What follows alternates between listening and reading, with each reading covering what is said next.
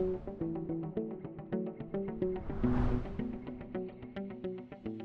and welcome to a new episode of Pulso Demográfico. Today, we're shifting our focus from population numbers to the very biology behind it.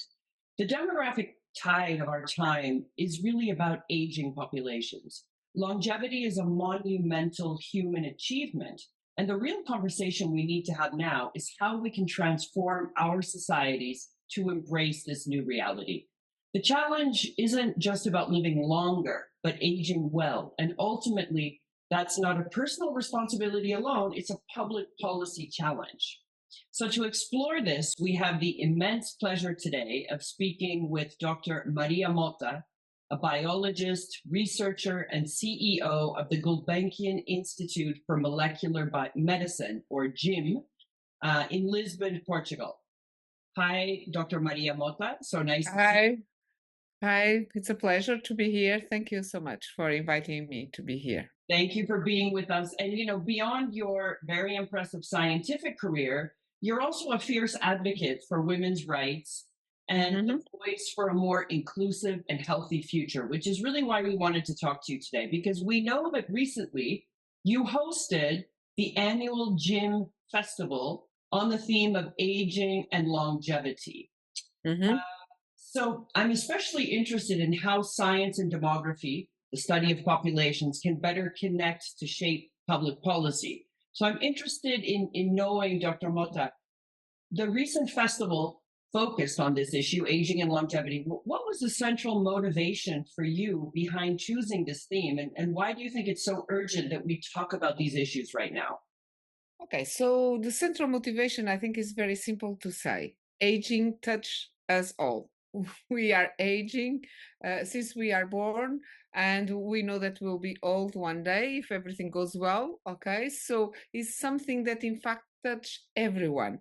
And so GIM, our institute, really wants to make a scientific festival every year. This year was the first year, so it was the inaugural one. But basically, every year we want to talk about what are the questions of the future. So we want to talk about aspects that we do research about. We want to understand biology and what are really the questions of the future, because every scientific answer starts with a proper question. So we want this big umbrella.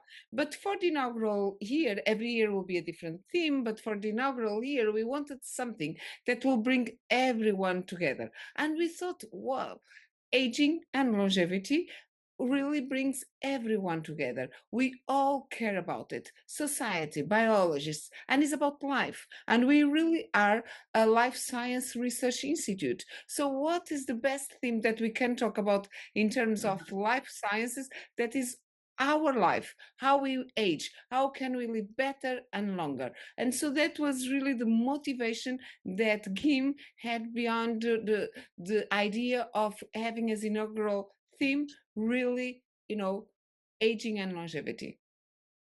I think that's amazing, Dr. Mota. And obviously, this is a big issue in Portugal, but it's a huge issue globally. And one of the things that we're concerned about, and I know that you touched on this, because although aging is and longevity is such a human achievement, we often hear about ticking time bombs, the gray tsunami. We hear all of this sort of demographic panic around aging, and you've really been a strong voice in reframing that. So from a scientific perspective, why should we stop seeing longevity and aging as a problem? This is not a problem because we like life, correct? We like to live longer. We like our lives, I suppose. So we should really embrace it. And of course, Portugal is in the middle of this tsunami, as you mentioned, correct? So Portugal is one of the countries that is aging faster. So the amount of aged people that lives in the country is increasing. We should say that in the middle of the 70s, we really had life expectancy was around 60s, and now is 82 or 83. So we are really, really increasing. But it's amazing that, we have in average more 20 years to live than we had a few Wonderful. decades ago. So we should not be sad. What is sad is that obviously we see with the aging and longevity an increase of number of years with chronic diseases. And so this becomes very heavy for the entire society, correct? Because it's not only for the governments that need to find solutions. As a society need to find solutions, because obviously, if it becomes very heavy in terms of health and in terms of our health system, we all pay taxes to, pay this. So everyone needs to be involved, and we need to find solutions.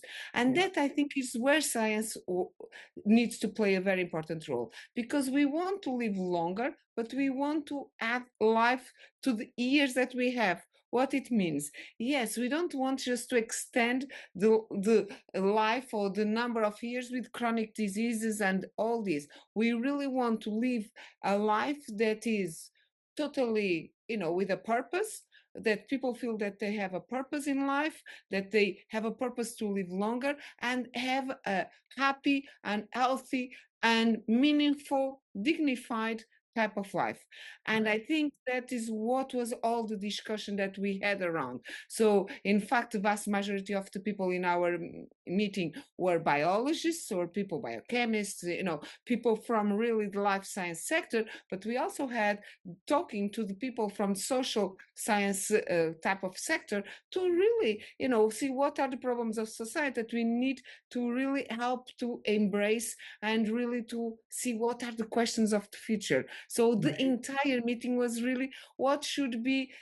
I would be happy that out of this meeting, we not only decide what is the questions that our scientists are focusing on, but they also thought about when they came together, other questions that they didn't bring with them in their, in their luggage when they arrived in Lisbon, but when they left, their luggage had some other questions together with others. And I think this is important.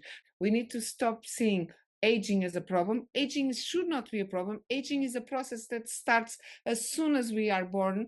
We are really, the aging is a process, and we need to embrace that. Is no problem. Increasing the number of years that we live should not be synonymous of increasing the number of problems, because we should find solutions for people to live a really dignified life that is meaningful and is a healthy one.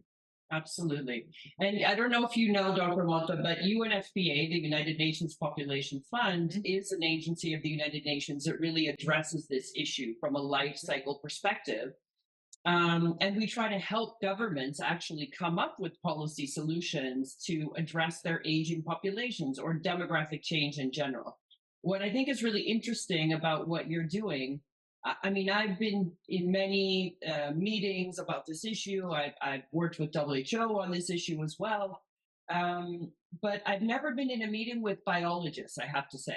So I think it's interesting that you're bringing in this perspective as well to bring these worlds together, because obviously it's, we have to face the issue from various perspectives to do what you're saying, which is adding life to years and not just adding years to life. And what I understand is one of the conversations you had, which is a very difficult conversation these days in so many countries, including here in Mexico, about institutionalized ageism and the lack of elder care facilities in so many places around the globe. What is your perspective on ageism, and what concrete steps can we take to dismantle it and make sure that we address these systematic gaps in care that we're seeing all over the world? Mm-hmm.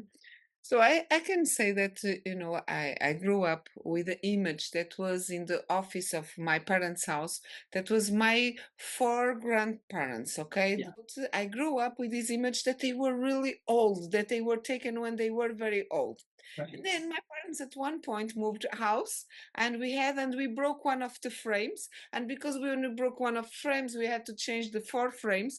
And all of these pictures had the time. And I started to make calculations, and they were not really old. That pictures were taken when I'm at my age now. I'm 54, okay? Yes, we need to understand that aging is a malleable type of thing. Okay, so, and that we can act on it and make sure that what is aging in terms of years since we were born is not the same thing as biological age. We need to make sure that we create habits, that we, scientists also will create new, new drugs, new different aspects. But for now, what we know that we have ways of living our lives that we really can make sure that we are as active as long as possible. Okay, it will not be for everyone the same.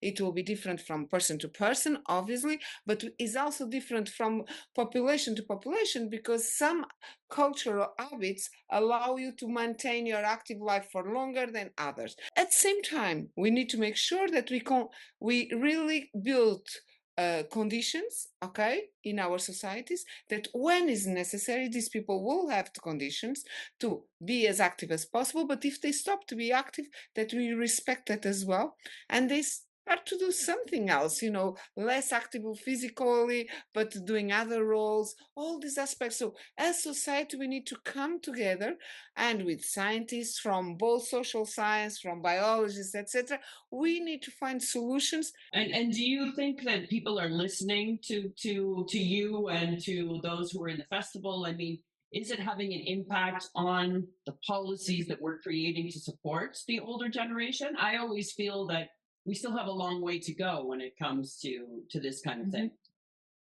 Yeah, no, we still have a long way to go, and is never done. It's always a continuous work, okay? What I can tell you, and from this experience that we had with this festival, is that people are really, really interested, okay? So it was the first time that we were doing a festival. Is a science research institute doing this type of festival. We had 2 days that were really, for scientists to be close in a room talking about what they are doing, what is their questions, what should be the questions that they are doing. But then we had a day that is open to society, and this day that was open to society, we really, really were aware that we will not have anyone. We are, a new institute. We are a new institute. GIM is an institute that was created from the merge of 2 other old institutes in the country, but in fact we are less than 1 year old, and it's our first festival. And I remember the night before, I was with my team and saying, guys, I know you did a lot of effort. If nobody's here tomorrow, independent if it's 2 people or it's 200, doesn't matter. We'll do the same thing, okay? It's just life, it's the way it happens. It will go. And I should say that was amazing, okay? We had hundreds and hundreds of people constantly coming. We opened doors, and 2 minutes later, we were flooded with people. I thought, oh my God, are we going to have too many people here inside because we don't have space? So I think people are really interested. And I think we need to do this work. And I really feel that we need to bring society together with biologists, with social scientists as well, because we all have the same questions. We approach them in different ways, but I would say that the right answers will be in the interception of the answers from all these different types of groups. I mean, I fully agree with you. You have to ask the right questions in order to get the right solutions. Because if you're not even asking the questions and you try to come up with solutions based on whatever we think is best, obviously that's not the way. So I'm so happy to hear that you had so much interest. And clearly there's also many people who are interested in the secrets of longevity. And I understand that you had a bit of a discussion around that as well in your festival. So maybe final question, tell us a little bit more about, some of these secrets of longevity, and what do you believe makes the most important difference in having a healthy and long life? So yes, we had a lot of scientists that are trying to discover how can we live, I will not say forever, but as long as possible, looking as beautiful as possible. Okay, so and there are a lot of scientists working on that, and we have a few of them. And there are many different approaches that people how to approach this. We had a beautiful talk on comparative biologists at the evolutionary level, meaning that they look to whales, and whales live 200 years old. But if you look to that group of mammals, in fact, they should never live longer than, more than 60 or 70 years, but they live 200. And so they are trying to understand why these whales live for so long, okay? And what is the mechanisms. But then you also have a mouse that is a naked mold mouse, okay, they call it something like that, and lives under the earth and also lives very long. And so they are looking for this and say, so can we apply any of these strategies also to humans? And so this is the type of things that we have. Mhm. But there are others that are trying to, understand what certain habits make us live longer, more healthy, and that although we don't have any silver bullet yet, one of them is really sleeping well. The other one is having a healthy diet. I'm not a specialist. I also should say that although I'm CEO of Auto Organized Disease, Mhm. I work on infectious disease, I work on malaria. But I have heard, and this is something that, everyone was, not everyone agreed what would be the future questions. They had many different questions, but everyone agreed that there are these habits that are really important if you want to give life to your years. Okay, so if Mhm. you want to extend your health, and is sleeping well, having a very calibrated diet, and basically exercise. Sounds good. And I really like this approach of bringing the science, the social science, and the politicians and the people, the communities together. Mhm. And thank you for your work on this really fundamental issue for humanity right now. Thank Thank you you. so much for this conversation. It was a pleasure.